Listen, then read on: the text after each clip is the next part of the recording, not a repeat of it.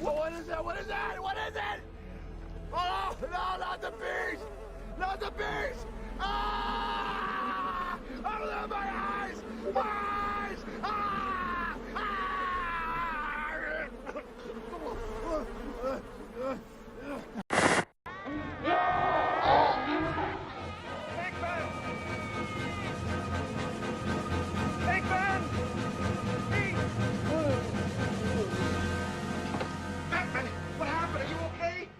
Slimed me.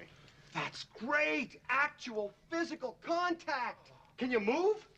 Ray, come in, please. I feel so funky. Spengler, I'm with Venkman. Oh. You got slimed! That's great, Ray. Save some for me. Get down here right away. I just went into a ballroom.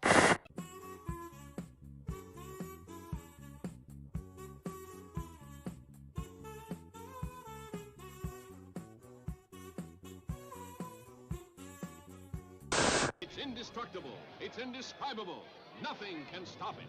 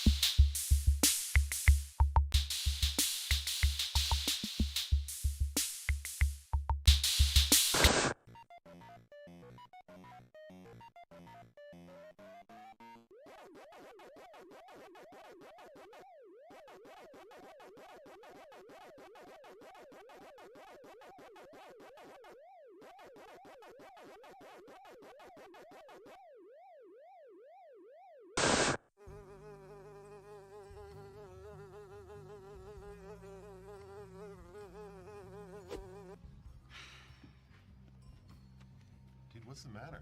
Dude? Aren't you hungry? You should eat something. No, I never eat before a mission. It slows you down.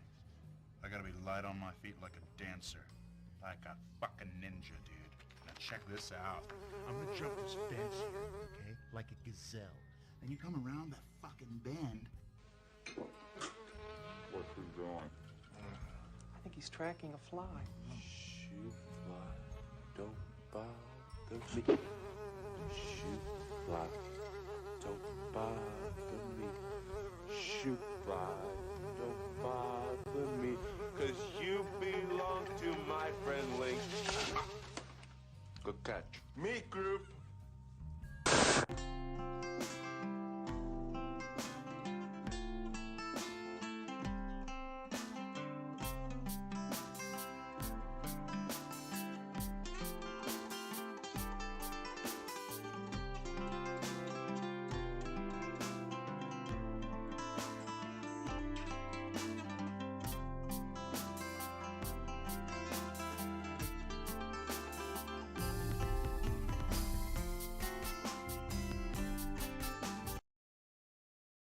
Religious extremists don't believe in plurality or inclusion, but only in their own superiority and privilege. So in the 1950s, they changed our national motto from the unifying phrase "E pluribus unum" to an exclusionary proclamation of religious belief, and then forced atheist children to chant that mantra ever since.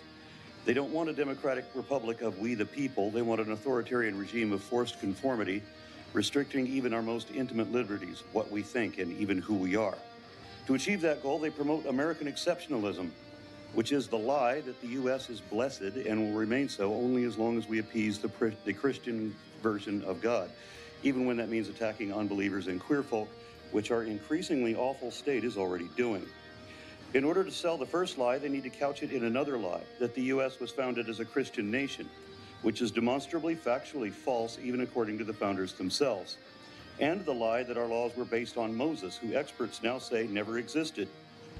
The First Amendment contradicts the First Commandment because the founders wanted to be the polar opposite of the Sharia-like law of Moses. But if the 10 Commandments were prominently displayed in every classroom, then the kids would believe that lie. That's why religious conservatives want this. They are relentlessly trying to rewrite history to undermine our pioneer example of a secular nation, the only form of governance that can provide religious freedom. Our model has become the envy of the Western world and is now emulated by older countries that were once the oppressive theocracies that our forefathers escaped and that Christian nationalists now want to drag us back to. Lieutenant Governor Dan Patrick said this bill would promote religious freedom, which of course it won't. It will have the opposite effect, which is the intended effect, to promote Christianity to a privileged position. This bill is an unconstitutional establishment of religion by design. That is the whole point of it, and the only possible purpose behind it, so it must not pass. All right, members, excuse me, any questions for this witness? All right, we appreciate you being here. Chair calls Charles Cruz.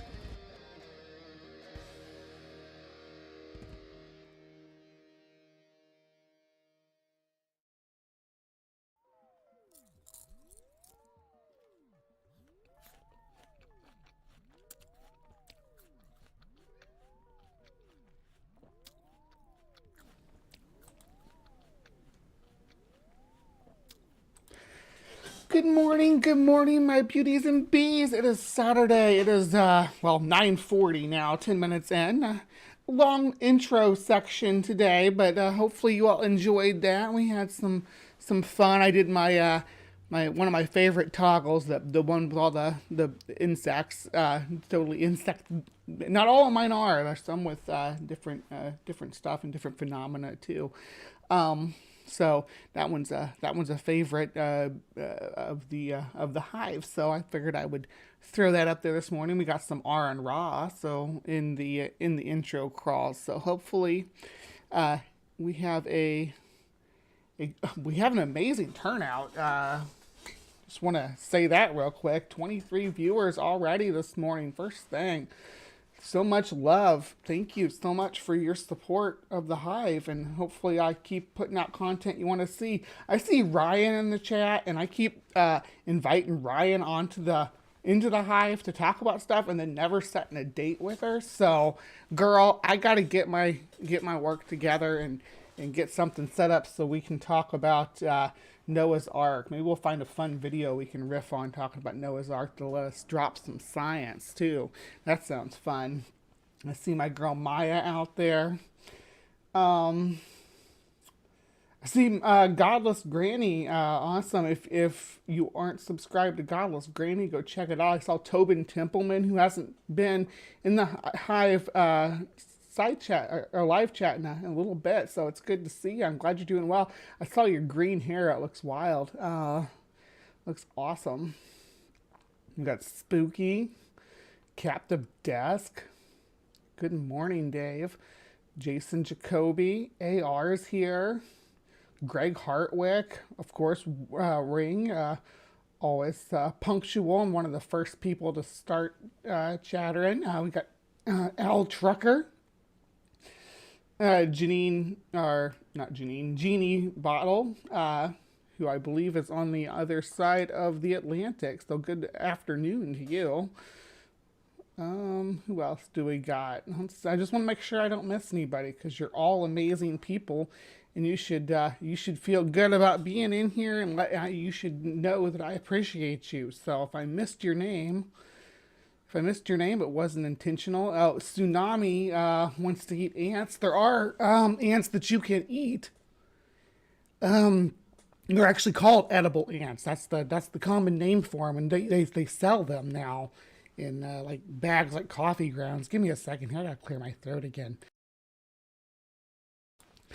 This pollen season is really coming down hard on me. I didn't used to get allergies, but now my eyes water, my nose runs. I get phlegm in the back of my throat and in my lungs, and I get sinus headaches behind my eyes. And it's a fun time. But good morning, everybody. I'm gonna try to power through it. Actually, I may take some Mucinex when I'm doing the opening for CryptoCorner. I may run in there and grab some. The bathroom's just around the corner, so I have plenty of time to go grab some. I'm supporting a local coffee shop this morning. I didn't make my own coffee. I saw somebody had some coffee brewing, but I am supporting local business this morning because I got paid, and I thought, that's how I want to help out. Always support local businesses, guys. Help support your local economy, because the infrastructure depends on it. You want to have it all runs downhill. You want to have good schools and good roads and all that stuff. You need to have good local business. Otherwise, you're just selling your whole little community short. So, anyway. Some quick housekeeping stuff. I don't know how quick it's going to be. This has been a rough week for me. I'm not doing all that great, honestly. Just kind of muddling through, trying to keep my head up. But you all know I'm a in the stigma kind of gal. So I think that normalizing mental health care is important, and stigmatizing mental health care is disgusting. There are certain aspects of our society that we just can't seem to escape from that. certain aspects of responsibility, that get called into question when mental illness is present, and it's sad.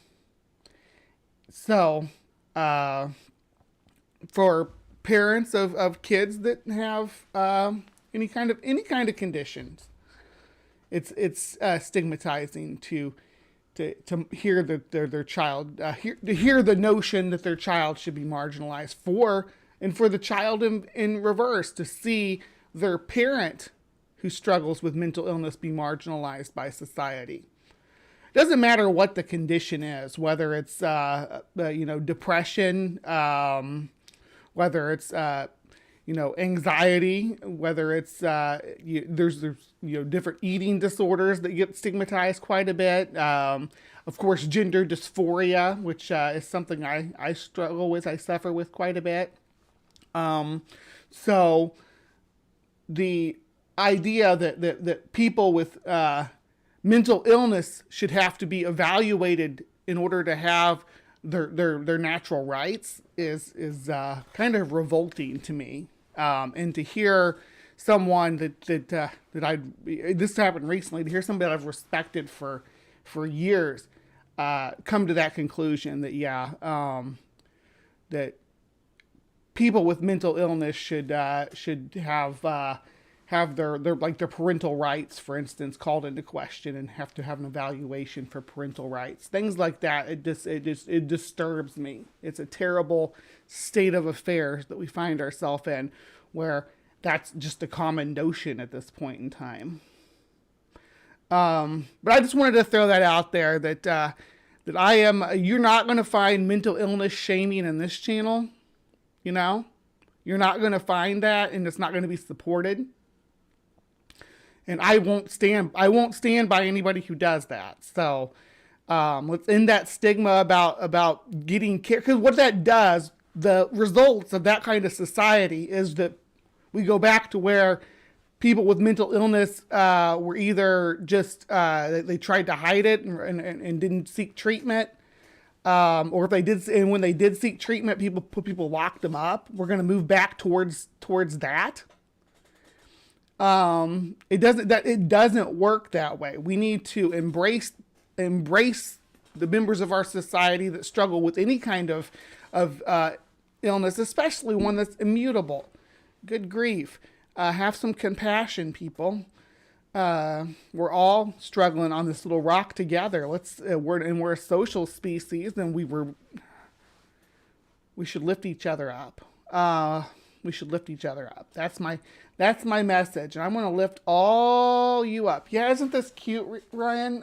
It's a peasant top.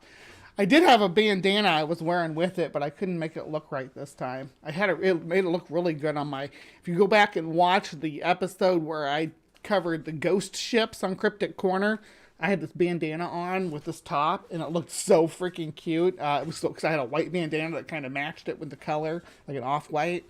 It was adorbs. Yeah, go check that out if you haven't watched it, the ghost ship episode. Absolutely. And today we're heading back out to sea on CryptoCorner. So without further ado, why don't we pop over into CryptoCorner, and I'm going to go grab some Mucinex so I don't sniffle and snort this whole time that we're on the track of the unknown. Yeah, I will see you guys over. Oh my gosh, Maya. Woo! Look at Maya giving me so much love and hugs. Oh, you're so sweet. $10. Yeah, that's in bug funds, that's like 3 bugs. Yeah, sweet. Mwah.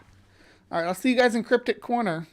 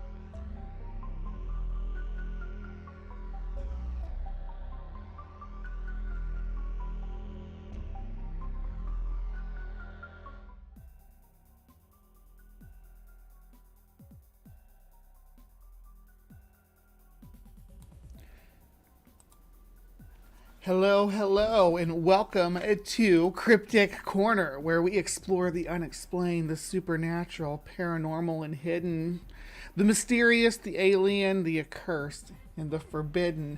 Hello, my beauties and bees. Buzz. It is I, your Bumblebee, with you tonight as we dive into a very special episode of Cryptic Corner. With me, as always, is my fantastic live from the Hive audience.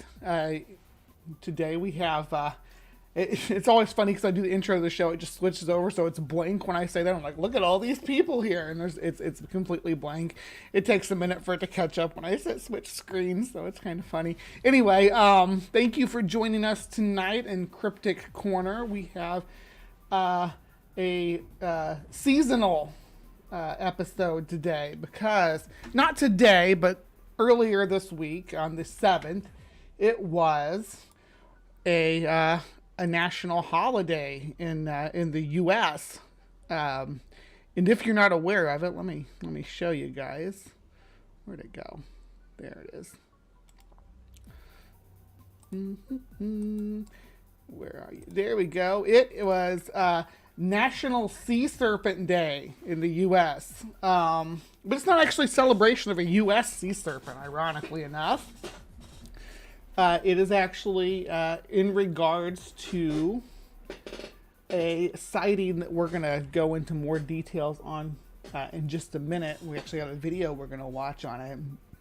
But I'm going to read this quick little announcement about it. National Sea Serpent Day. Have you ever looked out over the water and thought you saw a fantastic creature break the surface?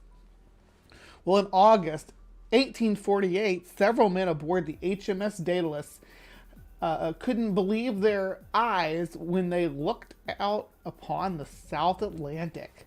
Several passengers and officers on the voyage to St. Helena spied a 60-foot-long creature bearing a peculiar mane head above the ocean's water. National Sea Serpent Day commemorates this sighting and many other stories that continue to be told. So, sea serpent sightings are something of myth and legend. We may call them sirens of the sea. Greek mythology named its sea creature Cetus, which is where we get the name for whales, by the way. Cetus contains both baleen and toothed whales and dolphins, porpoises. The Vikings spoke of the Kraken. Even we landlocked creatures in the New World have names for the serpents that lived in the watery depths of the Great Lakes and waterways.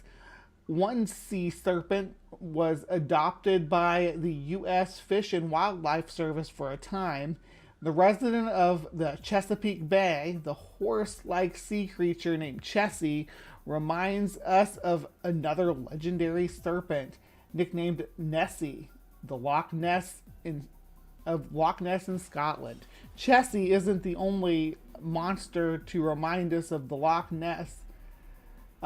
Two Great Lake monsters take on their names, Pressy and Bessie. It's Essie all over the place, guys. Many sightings are attributed to large water creatures such as whales, sharks, and sea lions. However, cryptozoologists suggest the sea serpents are relict plesiosaurs, mosasaurs, or other Mesozoic marine reptiles. Even if it was a living fossil of a creature, it's more likely to be like an ancient whale descendant than a plesiosaur, mosasaur, or any of these reptilian monstrosities, because giant reptiles would require certain environmental factors. They would hug the equator like they do now. The extant reptiles hug the equator, right? Like if you look at where we find giant snakes, it's the southern tip of India and Southeast Asia, sub-Saharan Africa and the Amazon. Same thing with giant crocodiles, all hugging the equator. The bigger they are, the closer to the equator they are. It's just a rule for reptiles because they are cold-blooded, so they're ectothermic and they need to be able to absorb heat from their surroundings. And they can get huge. And there was a time period right after the dinosaurs were wiped out where they did, like it was so hot all across the globe that they did kind of rule these wider niches, but it narrowed it down as it got cooler. And then we're still in an interglacial period of an ice age, so yeah. Anyway, back to the serpents. Many sightings are attributed to large water. Okay, we already read that.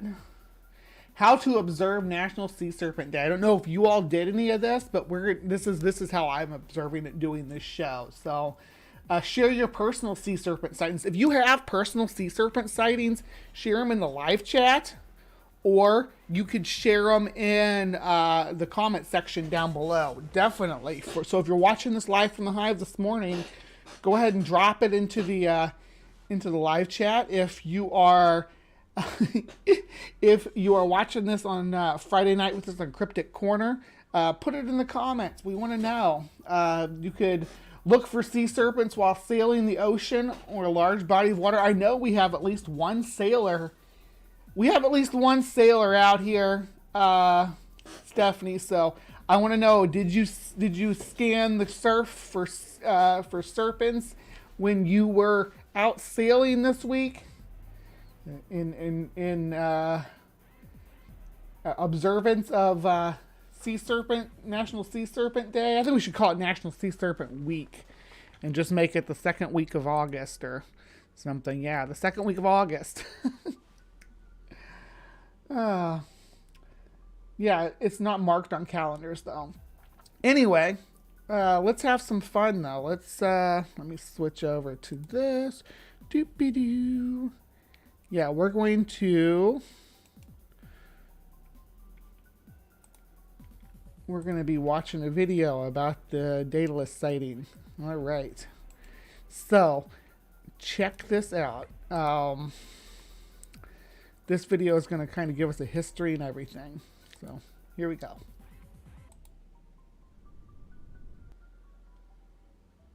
What? No.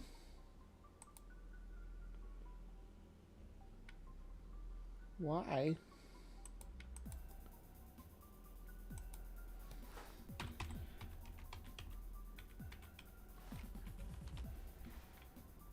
Why you gotta do me like that? Where'd it go? It was a 16-minute video. It was just the right length. Did they yank it down? Surely not.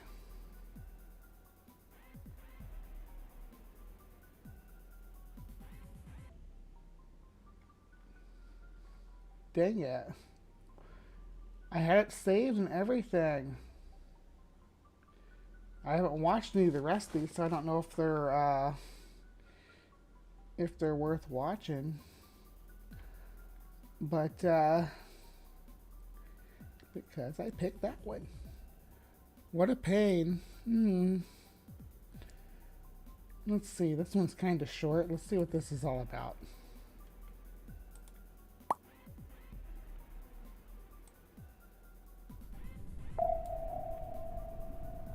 One of my favorite topics is legends of creatures that might lurk down the depths of the ocean. I've already done a few videos on these, and I probably will make many more because I do find it so fascinating. Let me know if she sounds alright. Sailors have spoken about seeing creatures in the ocean.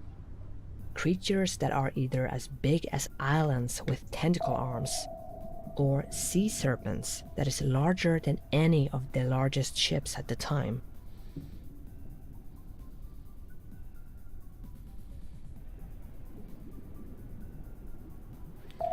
Sea serpents.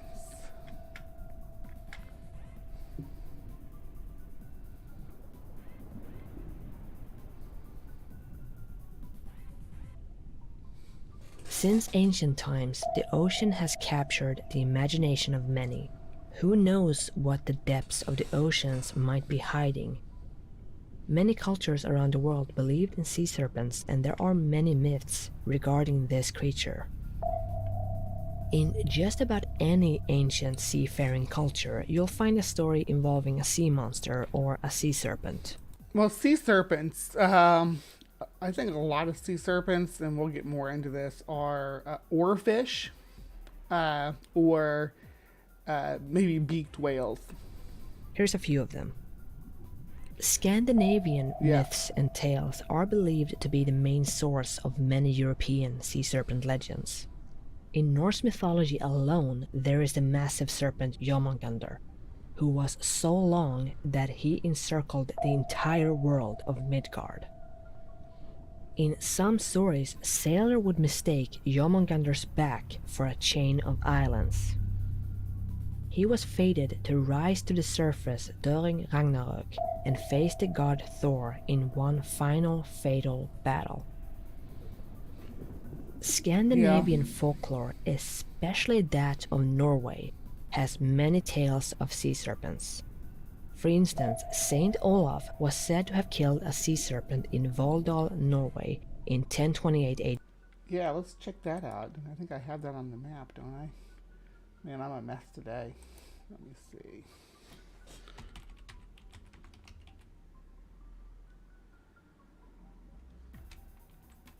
I think it's saved on my favorites here. Let's see.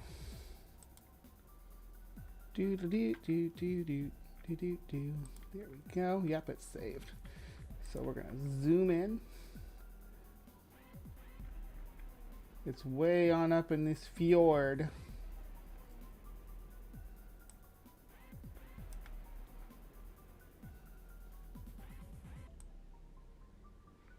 You know, we can't actually get down in there though, I don't think. Well, maybe we could.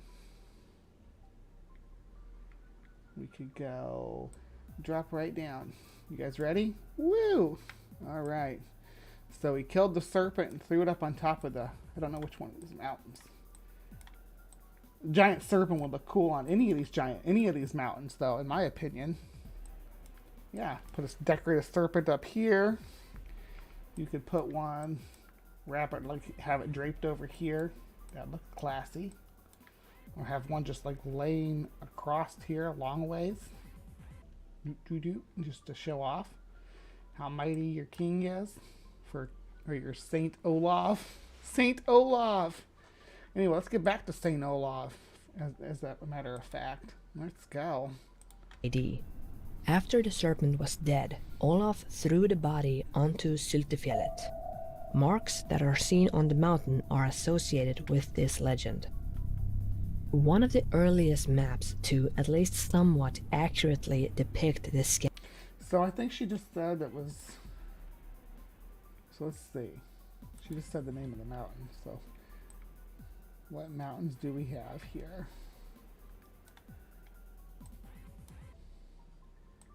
Tell us mountain names.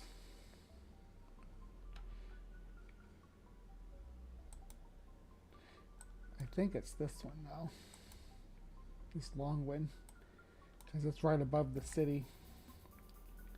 Yeah, anyway. Continuing on. St. Olaf. Scandinavian peninsula is the Carta Marina by Swedish geographer and historian Olaus Magnus. The map depicts many marine beasts, which includes a sea serpent on the coast of Norway. Also, hold on, let's go back real quick. Let's check this map out. We got, so this is a tusked whale here. We got some more tusked whales spouting here. So, I think the tusk is supposed to be like the baleen, I think. The way it's depicted, because I like always draw the whales with tusk. There's a giant lobster fighting some kind of kaiju fish with a rhinoceros head. That's pretty wicked. There's another one of those, so, which makes me think that these are sharks. And the nose is, yeah, I could see that they're supposed to be sharks. Okay.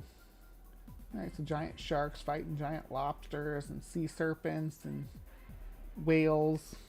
Here's a flying fish over here, like flapping its wings. Yeah. The oceans were just full of monsters, weren't they? Just loaded up.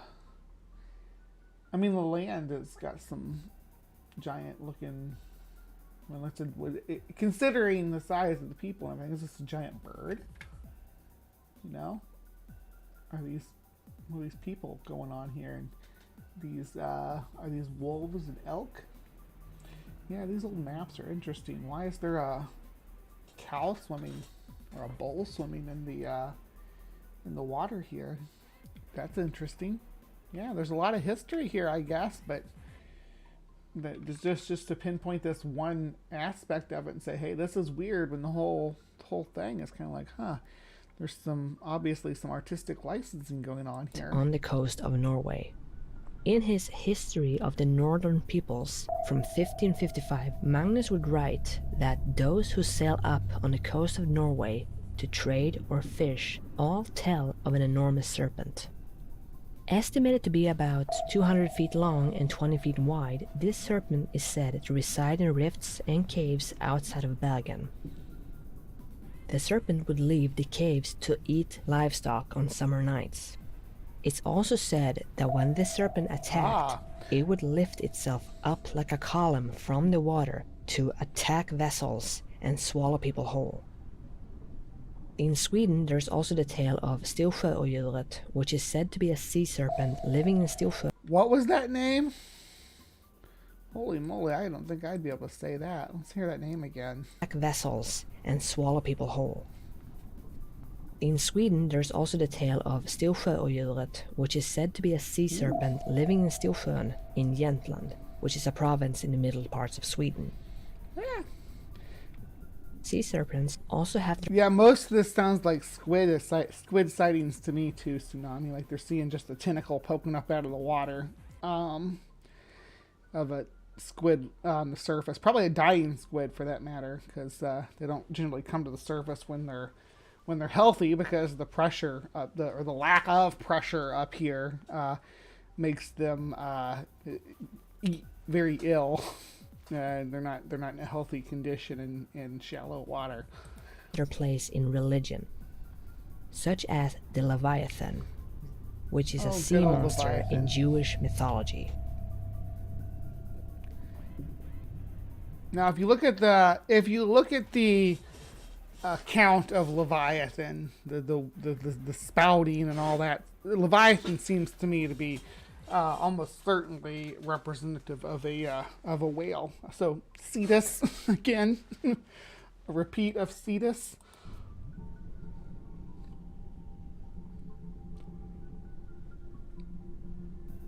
Sightings of sea serpents and even sea monsters have been reported for hundreds of years, if not more than that.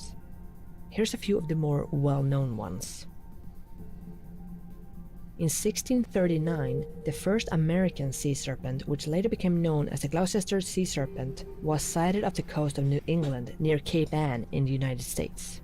Near Cape Ann. It was described as a snake that laid coiled up like a cable upon the rock at Cape Ann.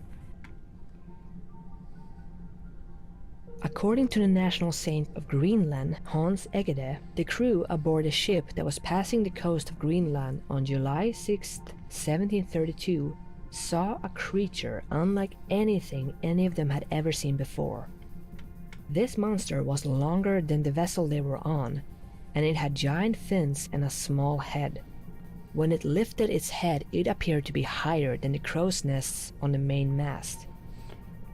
See, and I think that they think it's his head, but it's one of the tentacles of the squid, one of the feeding tentacles, maybe, that they're seeing lifting up. But it's hard to say. They could also be seen in oarfish. Of course, oarfish aren't famous for breaching above the water.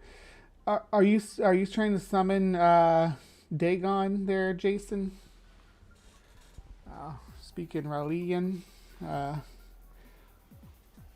The language of the lost city of Ralia. where old Cthulhu lays dreaming. Oh. He's waiting till the stars align to rise again. Yeah, I'm with you.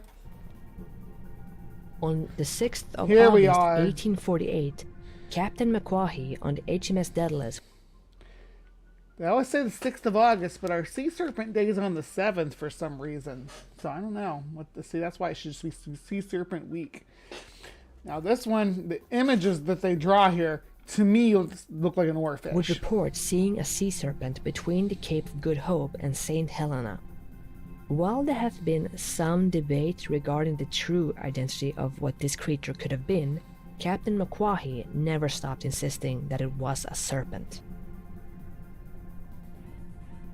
On the 14th of April 1849, there were reports of a sea serpent off the Portuguese coast by the HMS Plumper. This creature was described as a long, black creature with a sharp head. Maybe it was a basking shark. That sounds like maybe a basking shark to me. Yeah, mistaken identity. That's where I'm gonna go Throughout with. the centuries, sea monsters have been 100%. seen from both sailors on ships and people on shore, such as the Loch Ness Monster, which people from the shore and on boats have reported seeing. But despite this, no real physical evidence has been recorded beyond statements from witnesses, or in cases like the HMS Daedalus, drawings of creatures. And because of the lack of actual evidence, I don't consider the Loch Ness Monster a sea serpent. Let's get that straight right now. The Loch Ness Monster, the whole phenomena of lake monsters, is independent from sea serpents. There may be some overlap between the two, but it's a completely different phenomena. And though, again, overlaps do exist. In the way that the folklore is carried on. Sea serpents are usually and generally based on single sightings, right? Of a unique looking creature. Whereas lake monsters tend to be repeat sightings of what's believed to be the same creature in the same lake location. serpents have been relegated to myths. And in many cases, the stories have been dismissed as being cases of mistaken identity. The biggest culprit for many of the sea serpent myths has to be the giant oarfish. The giant oarfish is the longest bony fish alive, and it can grow up to a length of around 9 to 11 meters. It's a massive fish. They live fish. in very deep water and are rarely seen on the surface unless they're sick. And despite how these people are holding this one, generally they live in an upright position. Their tail pointing down and their head pointing up.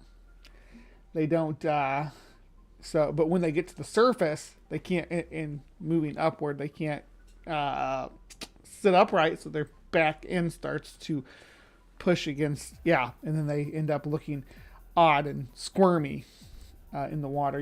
We might look at some videos of them. It's hard. I have a hard time playing animal. I have a hard time playing animal videos on here. I always get my videos demonetized or dying. Do it. And when swimming closer to the surface, it might resemble a snake in the way it swims. Something I don't think I mentioned in the video I did on the HMS Daedalus is the idea that creatures reported by sailors throughout history could actually be sightings. This is the same channel that did the other one, the one that got pulled down, by the way. Creatures that they may not be all that familiar with. Not necessarily sea monsters, but still large unknown creatures that aren't commonly seen. Such as the case of the giant oarfish, which is only seen on the surface if it's sick or dying, which means it's not seen that often. Same thing with giant squids. Another example of this is the kraken, or to be more accurate, the giant squid. The kraken is a famous mythological creature that many sailors have reported seeing throughout the years. In Yay. 1857, Danish naturalist And we did a video on the giant squid and the kraken. It's been a few months back, so I'll probably put a link up there or something to it, so go watch that if you're interested in that. Japetus Steenstrup examined a large squid beak that had washed up on Denmark's shores several years earlier. Steenstrup would conclude that this finding was proof that the kraken was a real creature, and it was in fact a species of giant squid. But despite his conclusion, the kraken was still believed to simply be a myth, meaning that for a long time the most accepted theory was that the kraken was based on a real creature, the giant squid, but that creature no longer existed.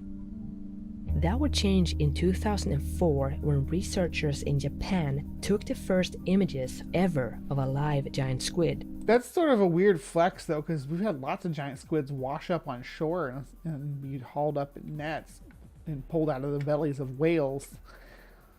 Lots of them before this video came to light, but this is amazing. Let's watch it. Proving that the creature did very much exist, just still. Which also suggests that all of these sailors was reporting something very real, at least when they claimed it was a kraken. For all we know, that giant squid that sailors saw and called the kraken could have been even bigger than the species that have been observed so far by researchers. We do know that giant snakes have existed. The Titanoboa is just one of them. We can't ignore the fact that it is possible that the creatures that have been reported over the centuries might have been creatures that are extinct today. So basically the idea is, sailors, they saw a creature. That creature was very much the way they described it to be. This is a spotted snake eel. This is not a snake, it's an eel, just to be clear, because I think she's trying to give the impression that it's a snake, but it's an eel. But we have that might be why she took it down, because I took that other video down. I just realized that because I commented she used this same clip, and I said it shows a picture. I commented, I said you're showing a picture of an eel while talking about snakes, and that might have been why they took it down. So I don't know. No way of proving that, because that creature no longer exists. It existed when they saw it, but it doesn't exist today. Or maybe it does and we just haven't seen it. After all, more than 80% of the ocean is unmapped, unobserved, and unexplored today. The ocean hides many secrets. Not every aquatic animal will wash up on shore after all. So who's to say that a previously unknown creature wouldn't be one of them?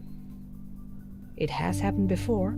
The giant squid is just one example of that. Perhaps a gigantic serpent that resides in the unexplored depths of the ocean is another.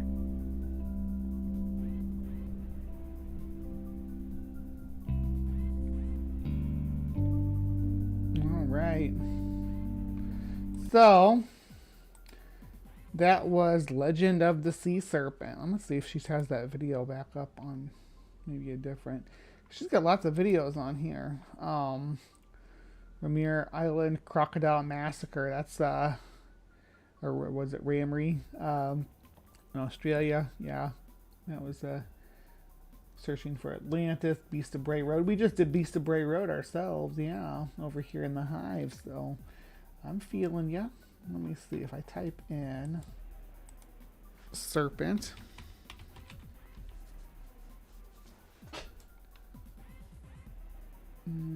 She did take her dataless video down. Aw, I feel bad now. I feel like I'm like responsible for that. That's unfortunate. She did a video on Flying Dutchman too. I say she, maybe it's they. But it's definitely an eel, though. I mean, I wasn't like, it's not bullying. I was just saying, hey, that's an eel, not a snake, right? Anyway, so sea serpents. I think beaked whales are maybe responsible for a lot of sea serpent sightings. Check this out.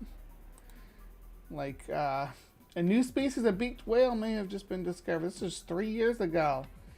And these guys have this dorsal fin way back. So they're mostly front of their body, and the dorsal fin's like far back. Let's see, where was that? Scientists on an expedition with the Sea Shepherd Society believe they may have discovered a new species of beaked whale off the coast of Mexico. They were sailing the San Benito Islands 300 miles from the U.S. border when they made the unique find. The team was seeking out the source of a series of unidentified acoustic signals in the area when they saw 3 beaked whales. At first, they thought they had found a trio of Perrin's beaked whales, which would have been quite the feat as well. No one has managed to actually see a Perrin's beaked whale in the wild. The team soon realized that they might be dealing with an entirely unknown species, however. The whales amazingly surfaced 4 or 5 times really close to the ship, said bioacoustics scientist Elizabeth Henderson to Manga Bay. They actually seem to be circling us. We put in one of our acoustic recorders and they kind of checked that out. For beaked whales, it was incredible because beaked whales are typically so elusive when it comes to ships. Yeah, beaked whales kind of give humans a wide berth. So let me pull this up here and see if there's a short little video. On the second day of the campaign, we got probably what was the biggest surprise of my life. We've just spent 2 weeks out in the Pacific Ocean off the coast of Baja, working with a team of specialists in the Mexican government, looking for an elusive whale called the Perrin's beaked whale. Perrin's beaked whale has never been seen before by anyone that recognized what it was.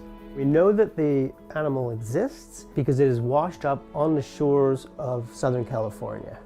We left from Ensenada and we were searching through an area that... See, so there's entire species of beaked whales that nobody's even seen alive and wouldn't know what they were looking at if they saw them in the wild. They would just be these toothy, streamlined, serpentine creatures. Because all they look like is they got a head with a long beak full of teeth and then a long body before there's a dorsal fin way back towards the back. Like it looks, it could almost look like it's part of their tail structure. It was 35,000 square miles. I've developed these acoustic recording packages that drift around in the ocean with the currents. They have 2 hydrophones down to 150 meters deep, just to get the hydrophones, our ears, closer to the animals. We let them drift around for days to weeks, and then we recover the instruments, and then we have to download. Wouldn't you love to be participating in something like this? The data. During one of those drops, we actually had 3 whales that came right next to the ship in perfect glass water. We took everybody by surprise. It was clear it was a beaked whale. They surfaced very close to the boat, and then they came to us 2, 3 times. They came back to the boat. It was the most amazing encounter of beaked whales that I've ever had. Those ones are chubby. Fantastic. Over the next several days, as we reviewed the data, all the photographs, the underwater images, the acoustic data that we collected. They're so chubby and adorable. Look how cute they are. In the vicinity of the animal, it became clear we didn't see Perrin's beaked whale. We saw something new, something that was not expected in this area, something that doesn't match, either visually or acoustically, anything that's known to exist. With very subtle characteristics of coloration and markings. It's easy to jump to the conclusion that we found a new species. I really believe it. I believe we found something that's truly unique and never found before. And this is like searching for the last mastodon that's still somehow in a valley somewhere on this planet and then finding a unicorn instead. So it just sends chills up and down my spine when I think that we might have accomplished what most people would say was truly impossible. The ocean is such a special environment and the marine life is so rich, and there is so much that we're still discovering about it, and also the impacts that humans are having on it and how those impacts are detrimental. So I think it's really important that we do our best as humans to reduce our impacts and to conserve what we have now, because not only will the loss of species and habitats and whole climates impact the animals within those environments, but it's going to impact us as well. There is so much unknown in science.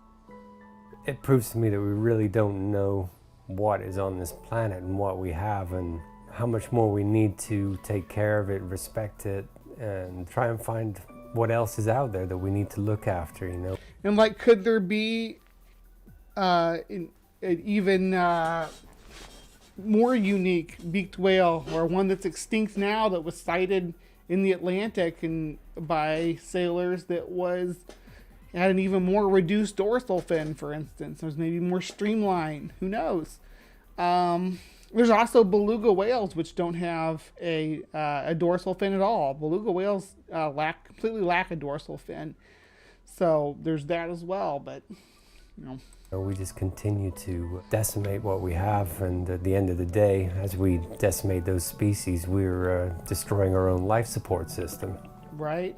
There are a lot of reasons we should be protecting the ocean, and the scientific work that we do often reminds us that we don't know everything. And in the world that we're living in right now, we're learning that every single day. We did, UC Love. I'm glad you were aware of that. Yes, I did. I was talking about that. Hold on, let me see. I think I have that scheduled. It might have already released though. Just a second, let me look. Okay, talk amongst yourself. No, I'm just joking. Let me see here. So the deep sea kelp. Yeah, I think that was on do the forest below. Yeah, here we go. I'm gonna drop that into the old Chatterino here so you guys can go pop over and watch that too.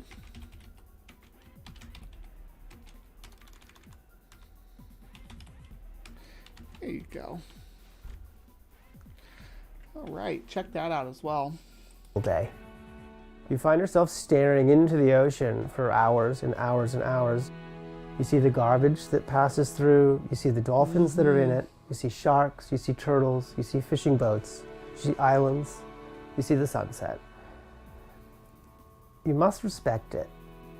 You must respect it the entire time that you're there. It's going to be there when we're gone, and it's here right now with us. And full of trash.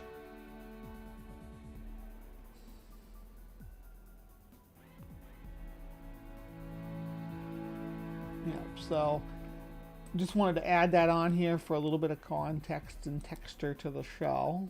Talking about the discovery of a lost, well, they thought it was the lost species, but it was a completely new discovery. So fun, wild stuff. All right. So that's going to be Cryptic Corner for this evening.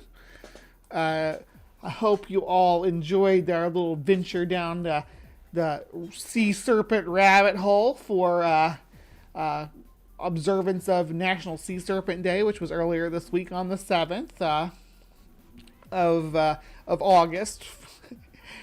Please remember to be kind. Take care. And we'll see you next time. All right, so hey, live from the Hive crowd. Thank you so much for hanging with me through that. Sorry, the only video I could find was that one. The one that I liked was taken down. I kind of feel responsible because I think they took it down because I made that comment about the showing an eel and talking about sea snakes. But I'm just a big nerd like that, so I can't help it. But yeah, who is down for moving on into Creation Watch and finding out what Adam looked like, what the biblical Adam looked like? Because I am. So I'll see you guys over there.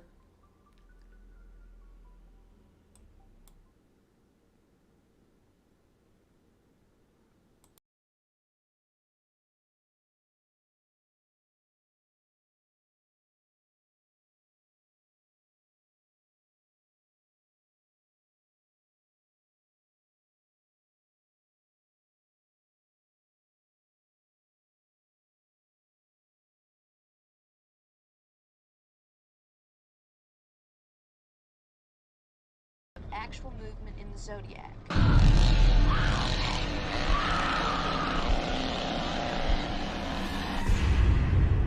The film which you are about to see is an account of the tragedy which befell a group of 5 youths. For them, an idyllic summer afternoon drive became a nightmare.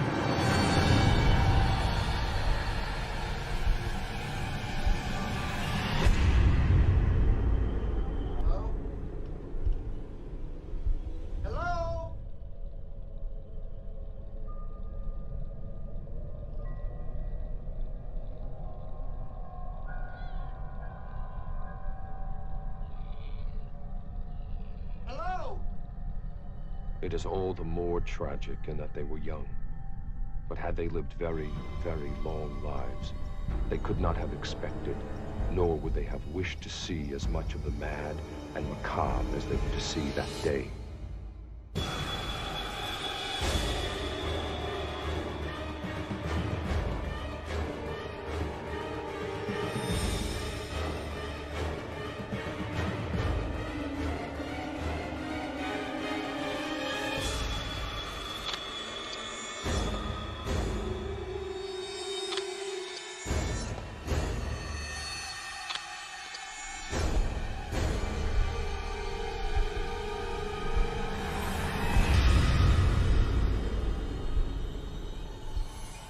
The events of that day were to lead to the discovery of one of the most bizarre crimes in the annals of American history.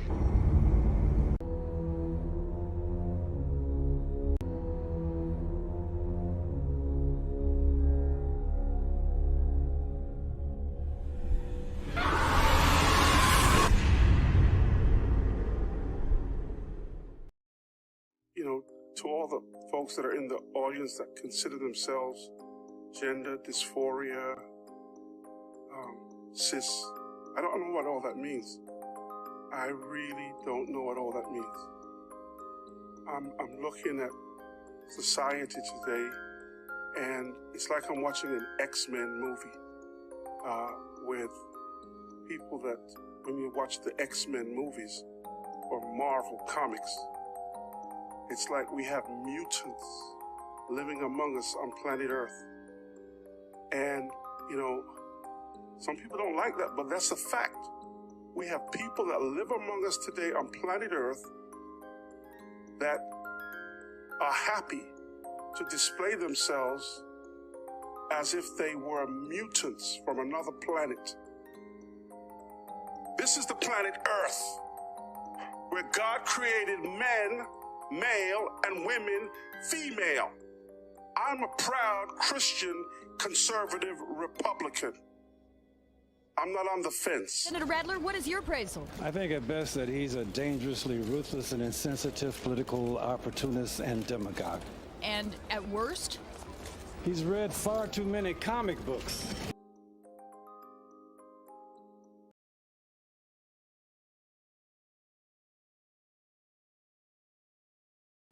Hello, hello, and welcome to Creation Watch. Hello, my beautiful live chat over here, participating and just chatting right away. Good to see everybody this evening as well in the live chat for Creation Watch Wednesday.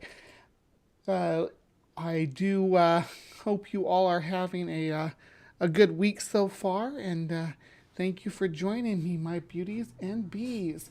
Today, we are returning to a channel that I think I've just been having a lot of fun with, but no one else seems to be giving him the time of day, though. So, yeah, maybe that's, maybe he's my special someone that I get to do back and forth with or something. This is Creation Unfolding. This guy doing videos about creationism and why evolution is wrong and all this good stuff. So, you know, answering answers in Genesis. What is young Earth evolution? Yeah, he did. We've covered a few of these. We've covered a few in the past. This isn't somebody new that we're talking about. We are we are revisiting a channel that we've already spent some time with. Horse evolution, what should Christians think, things like this. But today we're going to focus on these two newest videos, one from 4 weeks ago and one from 5 days ago. Combined together, they're about 11.5 minutes long. We're going to see what we can glean from them. So, what did Adam look like? Part 1. We intuitively believe that Neanderthals were primitive.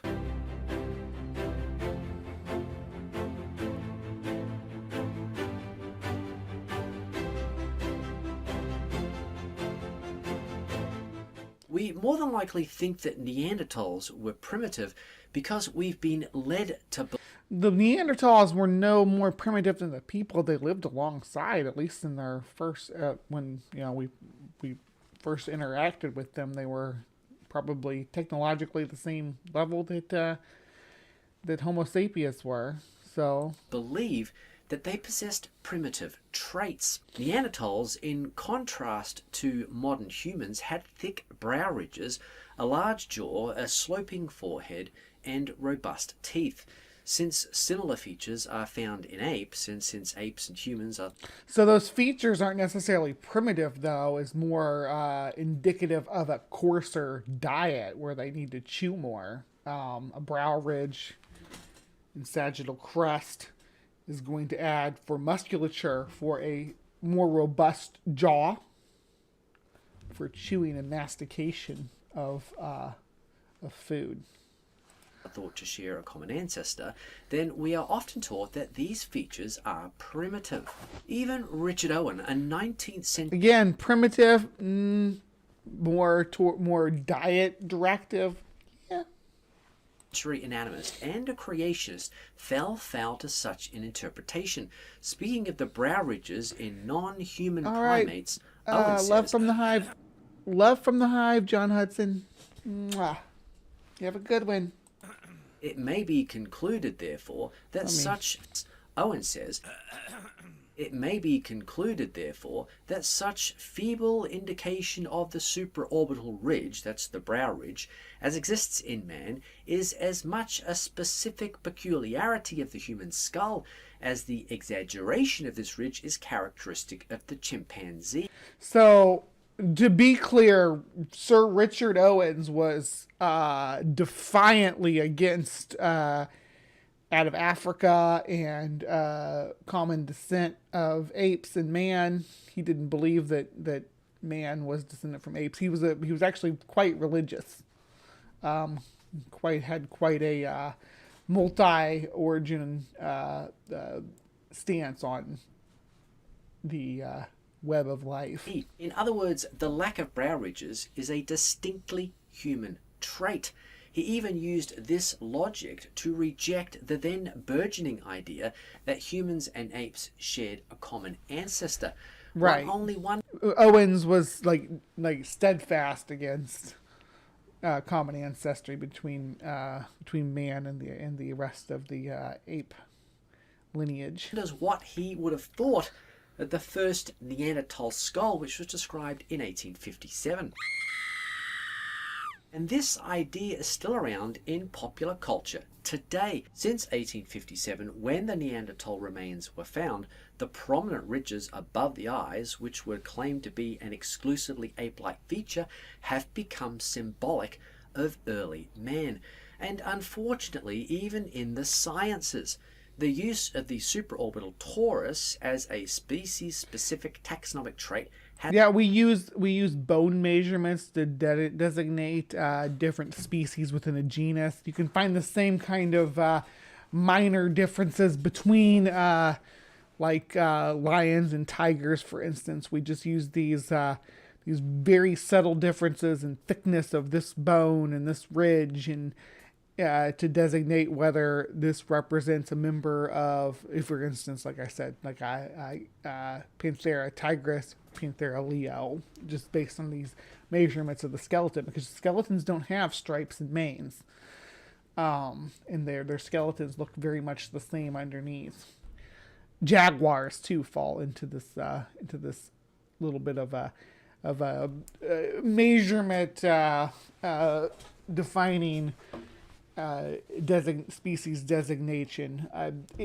Obviously, that's present in humans as well, in our common ancestors and our cousin species, that there's going to be subtle measurements between different bones of our body that are going to designate whether we're an in-group or an out-group. Yeah. Has continued to the present. A supraorbital torus, by the way, is when the brow ridges connect to make a single feature. As it turns out, very large brow ridges, sloping foreheads, large jaws and big teeth can actually be found in modern humans. Consider the skull of this man, who only recently died in about the 1850s. Notice the prominent brow ridges and the lack of these ridges in the generic anatomical model that we're all familiar with. Notice also the sloped forehead, which rivals even that of the Neanderthals. The robust jaw. So, these are, again, your phenotypic traits that develop, help us designate groupings, and we take those measurements and say, is this within the range of a normal human? Is this in the range of a non-human homo species? Is this in the range of a different primate? So there's very, very fine-tuned measurements. They get the little micrometer out and they put it on the brow ridge and they take that measurement. And if it's within the human norms, then they classify as a human. Don't pretend like there's not measurements done on these different skulls to designate them into the group that they belong to. Jaw and the size of the molars in comparison to our generic skull are also quite different. In fact, this particular skull even possesses a slight protrusion of the jaw called prognathism, a trait that once again is commonly associated with primitiveness. The length of the upper palatine and maxillary bones in comparison to those of the generic model really bears this out. As it turns out, some modern humans even possess an almost complete supraorbital torus. Now remember, that's the name given to the brow ridges once they connect into a solid feature. And keep in mind that some paleoanthropologists, even today, they still use a complete supraorbital torus as a species-specific. It is a species-specific characteristic.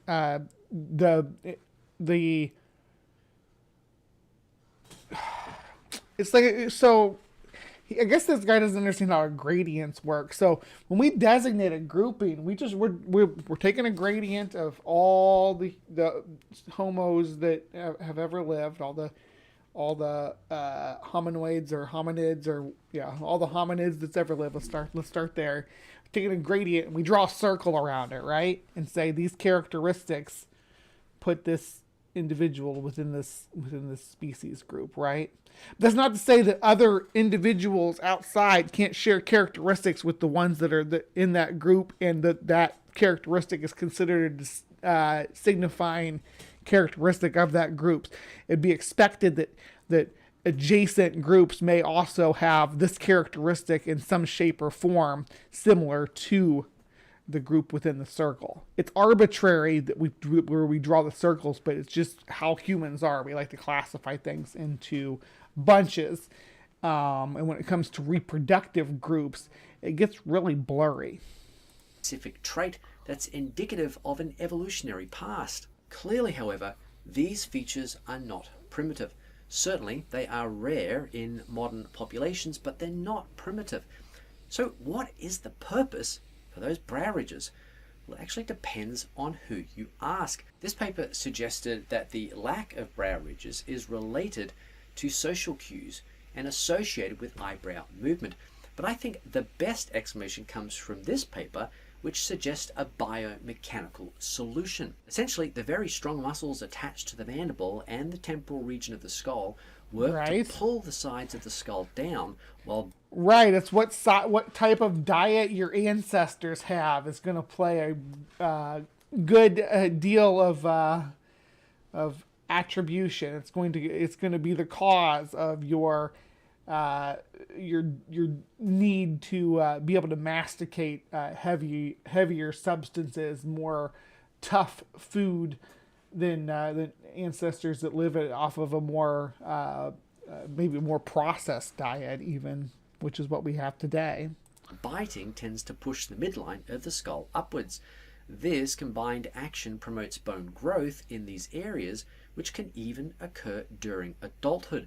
Supraorbital development appears to be an adaptive response to net bending over the eyes that can take place even during adulthood if biomechanical conditions change. In other words, our modern obsession with soft, tender, and overly cooked meals may well have changed the very appearance of our skulls.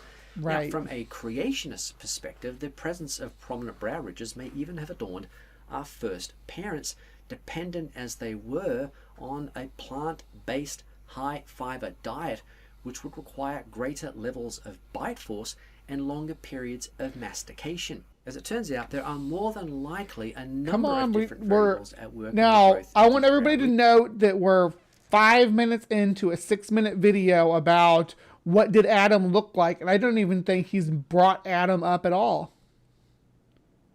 I don't think he's mentioned him once. Not one mention of Adam. And in the development of other cranial and jaw-related features. But the presence of these so-called ancient traits in modern humans should at least cause us to think twice before we assume that these traits and their presence in ancient peoples be interpreted in terms of Darwinian evolution. Of course, that leads to a few interesting questions. What are creationists to make of so-called primitive peoples like the Neanderthals? And what did Adam look like? To find out, please make sure to watch part 2, which is coming up soon. So that's all from me, Ken Colson, here at Creation Unfolding. Please go ahead and pound that like button if you thought this video was interesting. Go ahead and hit the subscribe button. All right, we're going to go watch part 2 because it's out now. And finally, we'll know. Neanderthals are sloping foreheads and large brow ridges in Neanderthals really evidence for ape ancestry?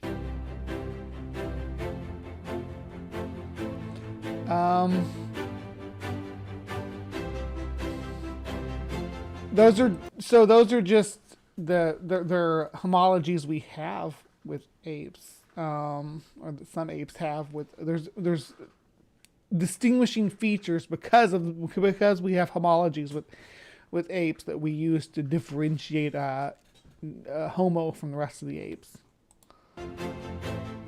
Now, in part 1, we suggested that Neanderthals are not related to apes just because they possessed large brow ridges and sloping foreheads.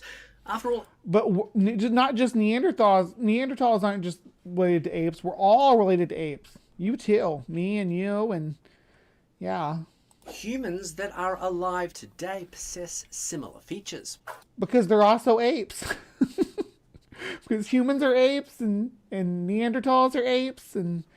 Homo floresiensis is an ape, and Homo habilis is an ape, and Homo erectus is an ape.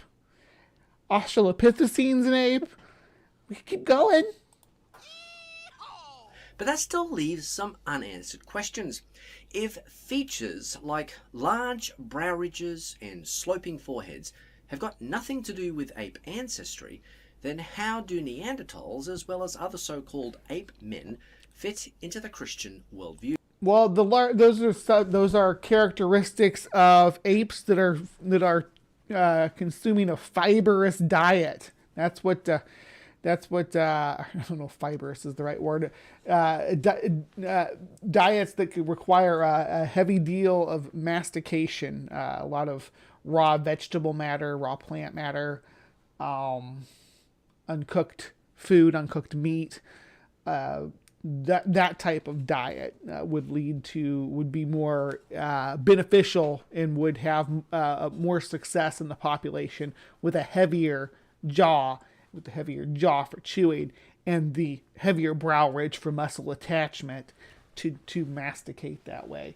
Now, when we cook our food, that's why we're the odd man out, because in some groups of humans have moved more towards softer foods than others.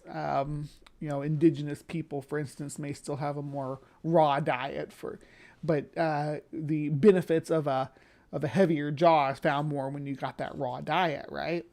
So that's why modern humans have such a reduced jaw and a more reduced jaw than people just decades ago. Because we eat softer and softer food as we move along.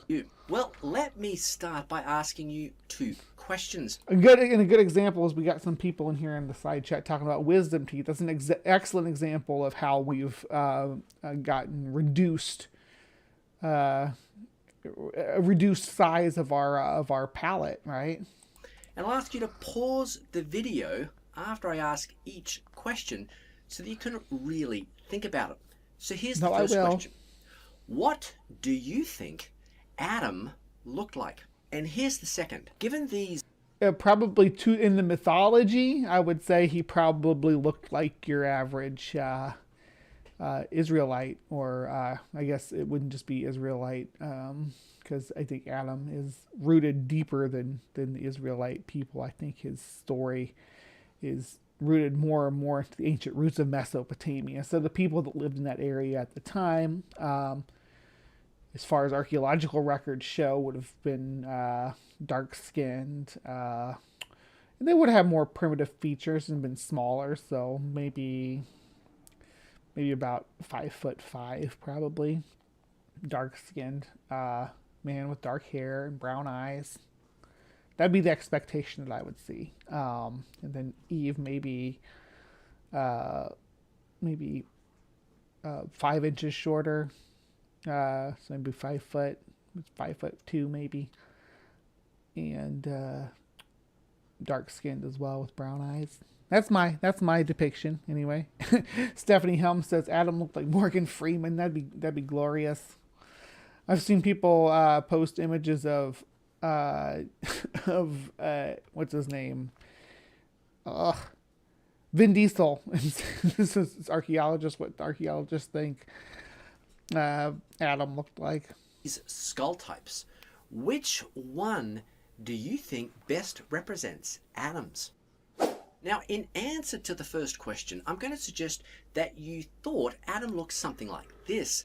In other words, a non-white, darker-skinned person having Semitic-like features. What about the second question? Because the culture, were you struggling over because the culture which the mythology stems from, right? Which skull shape to choose? Perhaps you were looking for the more generic anatomical skull, something like this. No, I think that they would have probably had given him a modern-looking skull. I think that the people in that area at the time had fairly modern skulls. It may have some more primitive features, possibly. I imagine the measurements of the skull have fluctuated a bit since that time period in humans. So it'd be expected to see maybe some more primitive features at that time. In other words, perhaps you were looking for a modern human. I would like to suggest, however, that Adam's skull type probably looked more like that of the Neanderthals or even Homo erectus. And here's why. If large brow ridges, sloping foreheads, as well as some other so-called primitive traits have got nothing to do with ape ancestry, then Neanderthals and even Homo erectus... all ancestry is ape ancestry, dude. All those Homo erectus, Neanderthal, Homo sapiens, Australopithecines, all ape ancestry. All of it. All features that we have are ape features. It's so weird. Must have been fully human. Yet from a young age creationist perspective, all humans, which include Neanderthals and Homo erectus, must be traced back to Noah and his family.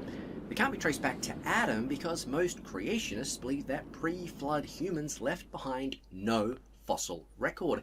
And that the fossils we do... Why not? So the people who got killed in the flood, you say all the dinosaur formations with the dinosaur bones in it, all the whales on top of mountains and all this stuff is evidence of pre-flood life. But there's no humans mixed in with that. Why not? Don't you people believe that the Paluxy footprints are pre-human or pre-flood human footprints? Oh yeah.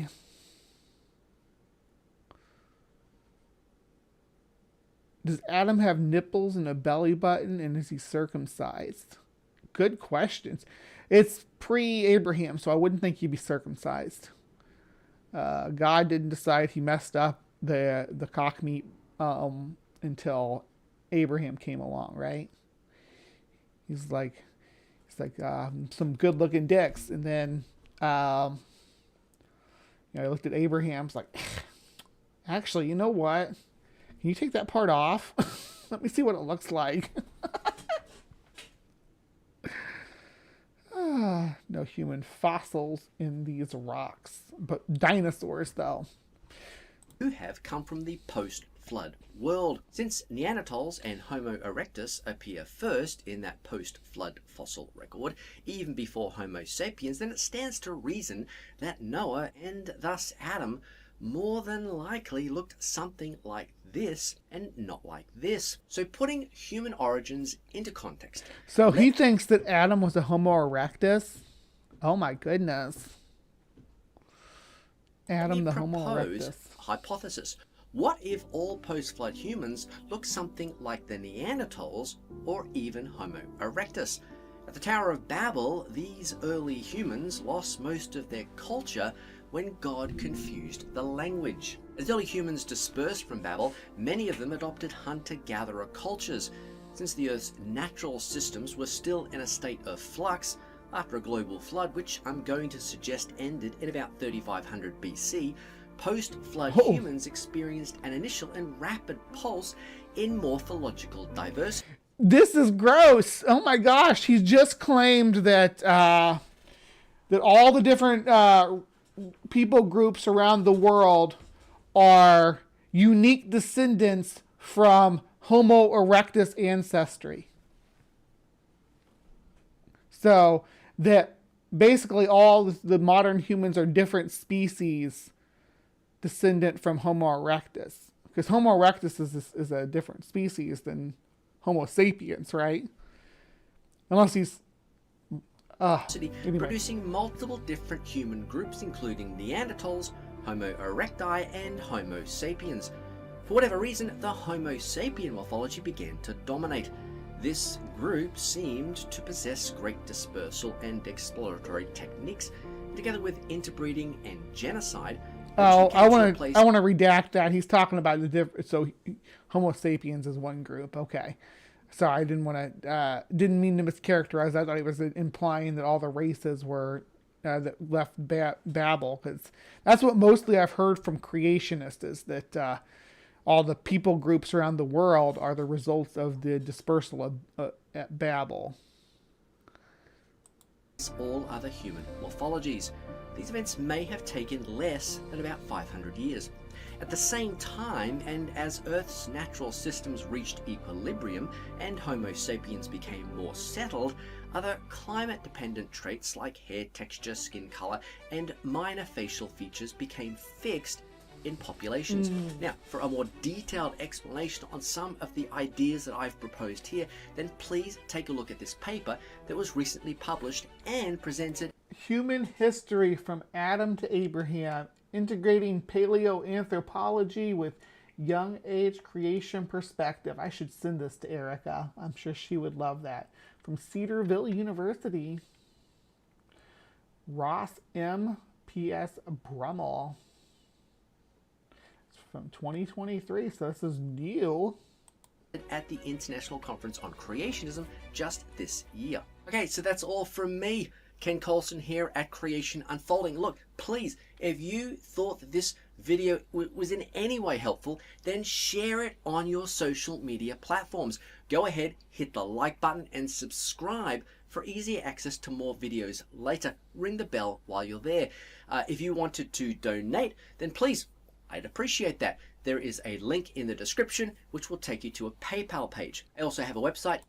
Yeah, I don't disagree that there's the possibility that breeding out or outbreeding other people groups, because especially if they didn't live in big cultures like we do, is because humans live in groups of we've always been more prone to live in groups of dozens to hundreds, where other species of hominids seem to have lived in smaller, like family type groups of smaller bands, maybe just a few dozen people or less. So it may have been the fact that we lived in larger bands allowed us to either violently or culturally absorbing these people groups, violently, because people were still doing that. People are still doing that today, where they take the where they kill the men and take the women as prisoners, as the Bible says, and people groups, and I think that could have extended easily to other species of hominids as well, to taken as captives and integrated into the conqueror's society, certainly. But because they lived in smaller bands and maybe had less population, their presence is only reflected by tiny portions of like Neanderthal DNA, for instance, in our genome, or Denisovans, depending on which ethnic group you descend from. I think I don't know if Tsunami, if you're descendant from European, I know you may have some other ancestry as well, so you might have quite a bit of non-human DNA if you looked into it. That'd be kind of cool. But yeah, thank you so much for joining us in Creation Watch today, where we talked about what Adam might have looked like and how this guy thinks that people dispersed after the Tower of Babel too.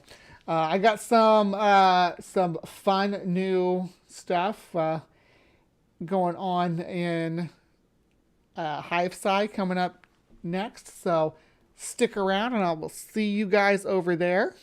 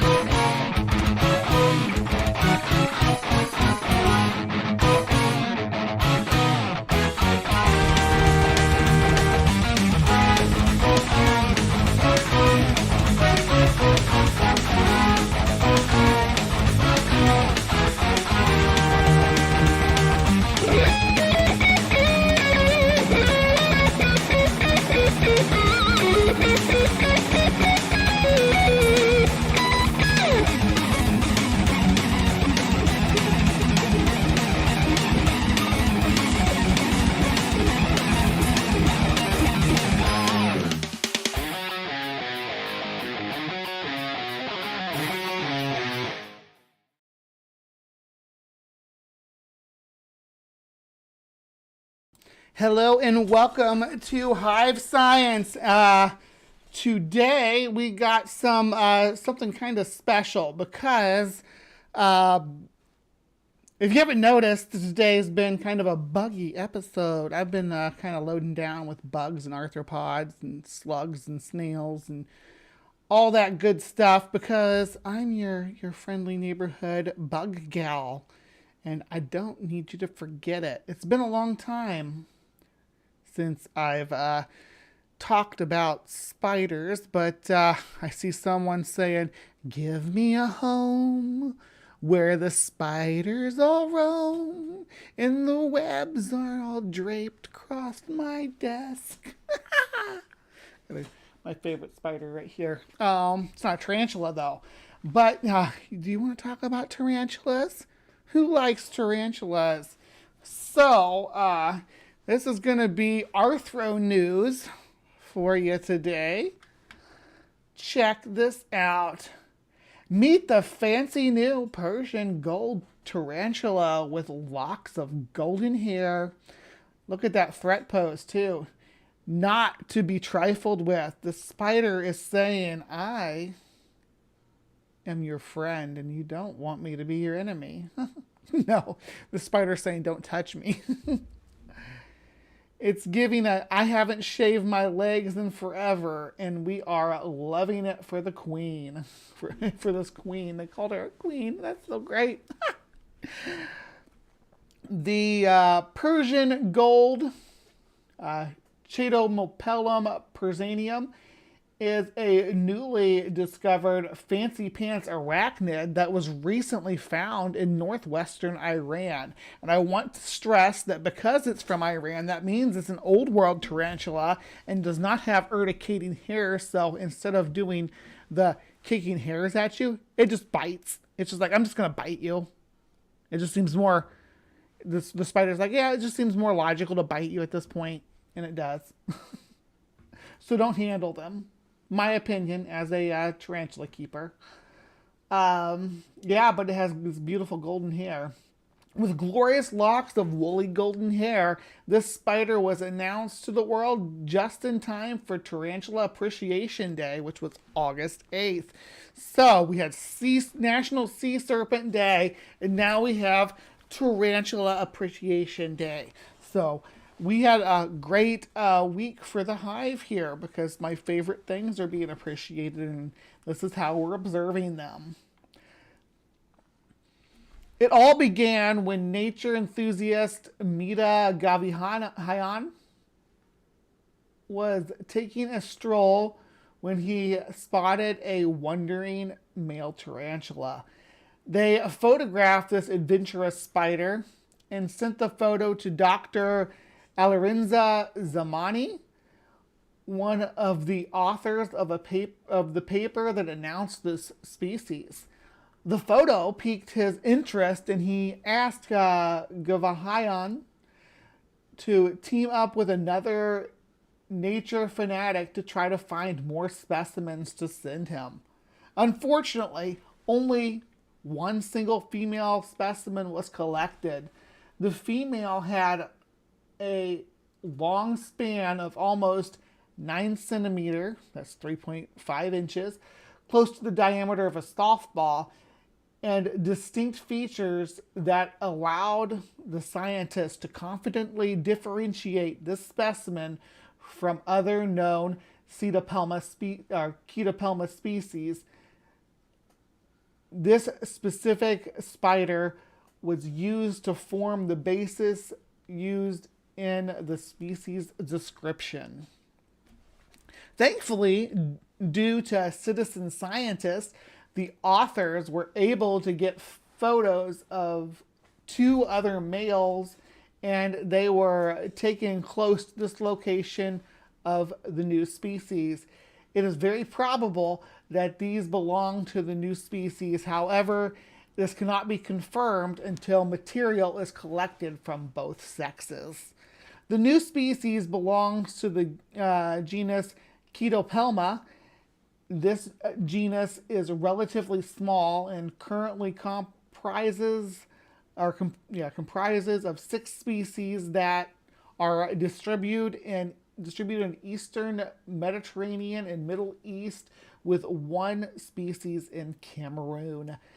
This new discovery has widened their distribution even further by being the first recorded of this genus in Iran, along with being the third known species of tarantula in the country. That's, again, a threat pose that it's in right there. Chaetopelma tarantulas often live in burrows or within silk-lined chambers, typically constructed under boulders and large stones, as well as the exterior drywall of old houses. The Persian gold tarantula is found in the mountainous regions of northern Zagros Mountains and is an obligate burrower. The specimen that was collected and used to describe the new species was found in a ground burrow that was self-made in a sloped, rocky ground. The new species was named Chaetopelma persianum, I guess it is. Persianum. So that's Persian. Persianum, maybe? I want to say Persianium, but there's no I.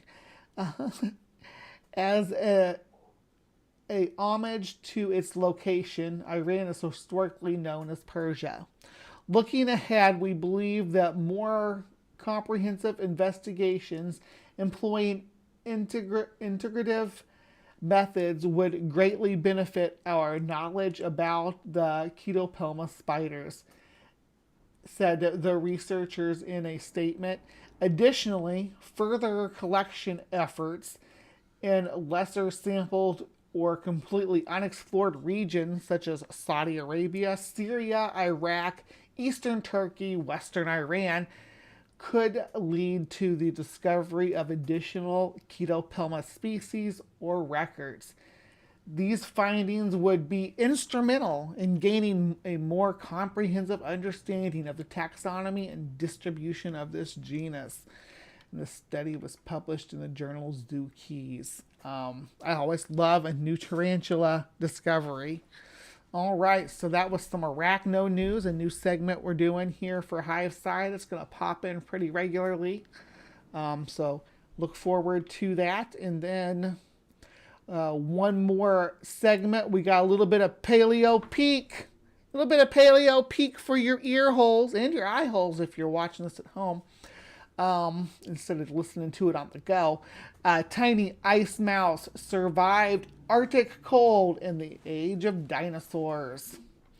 Pretty cool stuff. A fossilized Cecomyces micros tooth about the size of a grain of sand seen under a microscope is what we're looking at here. So this is the tooth. Paleontologists working in northern Alaska have discovered a tiny fossil mammal that thrived in what may have been among the coldest conditions on Earth about 73 million years ago.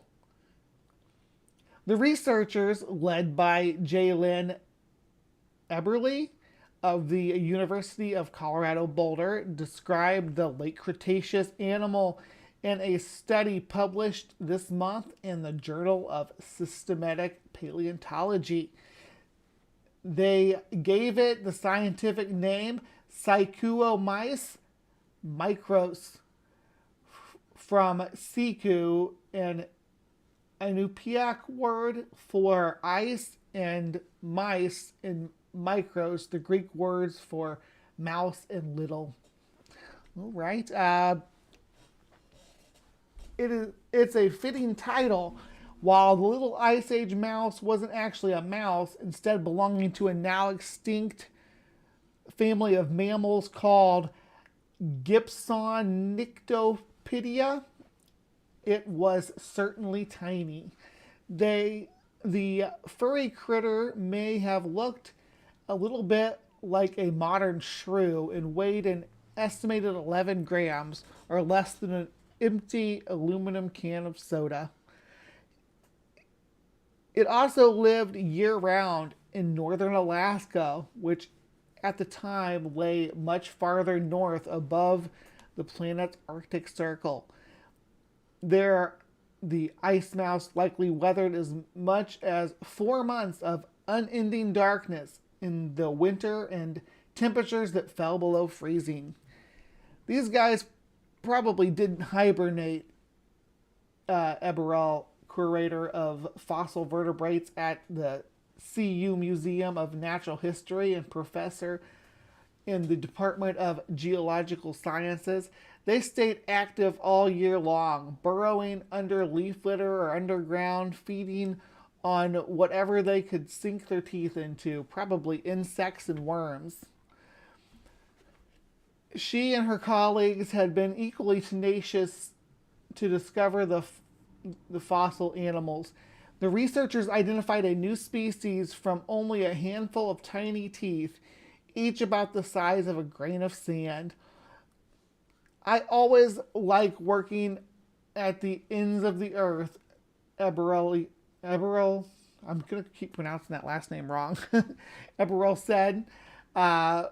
You never know what you're going to find, but you know it's going to be new. These minute fossils are giving researchers a new window into ancient Alaska, said the study co-author Patrick Druckenmiller, director of the University of Alaska Museum of the North. 73 million years ago, northern Alaska was home to an ecosystem unlike any on Earth, he said. It was a polar forest teeming with dinosaurs, small mammals, and birds. These animals were adapted to exist in a highly seasonal climate that included freezing winter conditions, likely snowy, and up to 4 months of complete winter darkness. Venturing north. Getting to the ends of the earth isn't always easy. The researchers, including paleontologists from the University of Alaska Fairbanks and Florida State University, unearthed the fossils from sediment along the banks of the Colville River, not far from the Beaufort Sea and Alaska's northern coast. The site, part of what's called the Prince Creek Formation, is so remote the team travels the 75 or so miles from Dead Horse, Alaska by snowmobile or bush plane.